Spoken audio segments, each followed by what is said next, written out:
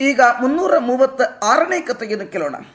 ಜಮದಗ್ನಿ ಋಷಿಗಳ ಆಶ್ರಮಕ್ಕೆ ಒಮ್ಮೆ ಕಾರ್ತವೀರ್ಯರಾಜನ ಬಂದಿದ್ದ. ಅವನು ಮಹಿಷ್ಪತಿ ನಗರದಲ್ಲಿ ಇದ್ದುಕೊಂಡು ರಾಜ್ಯವನ್ನು ಆಳ್ತಿದ್ದಾನೆ. ದತ್ತಾತ್ರೇಯನ ಭಕ್ತ ಶಿಷ್ಯ, 1000 ಕೈಗಳು ಅವನಿಗೆ. ವಿಷ್ಣು ಭಕ್ತನಾಗಿದ್ದವ. ಯಾವುದಾದರೂ ವಸ್ತು ಕಳೆದು ಹೋದರೆ ಕಾರ್ತವೀರ್ಯರಾಜನನ್ನು ಸ್ಮರಣೆ ಮಾಡಿದಾಗ ಕಳೆದು ಹೋದ ವಸ್ತು ಸಿಗುತ್ತೆ ಎಂಬುದಾಗಿ ಶಾಸ್ತ್ರ ವಚನ. ಒಮ್ಮೆ ರಾವಣನನ್ನು ಕೂಡ ನಿಗ್ರಹಿಸಿ ಸೆರೆಯಲ್ಲಿ ಇಟ್ಟವ ಈತ. ಅಂತಹ ಕಾರ್ತವೀರ್ಯಾರ್ಜುನ ಜಮದಗ್ನಿ ಋಷಿಗಳ ಆಶ್ರಮಕ್ಕೆ ಬಂದಾಗ ಋಷಿಗಳು ಅವನು ಸತ್ಕರಿಸಿದ್ದಾರೆ. ಅವರ ಹತ್ರ ಒಂದು ಕಾಮಧೇನು ಇತ್ತು. ಆ ಕಾಮಧೇನುವನ್ನು ಅಪಹರಿಸಿಕೊಂಡು ಹೋಗ್ತಾನೆ ಕಾರ್ತವೀರ್ಯಾರ್ಜುನ.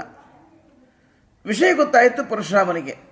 ತನ್ನ ಕೊಡಲಿ ಹಿಡಿಕೊಂಡು ಹೋದವನೇ ಘೋರ ಯುದ್ಧದಲ್ಲಿ ಕಾರ್ತವೀರ್ಯಾರ್ಜುನನ 1000 ಕೈಗಳನ್ನು ಕಡ್ದು ಹಾಕಿದ. ಅವನ ರುಂಡವನ್ನು ತೆರೆದು ಹಾಕಿದ.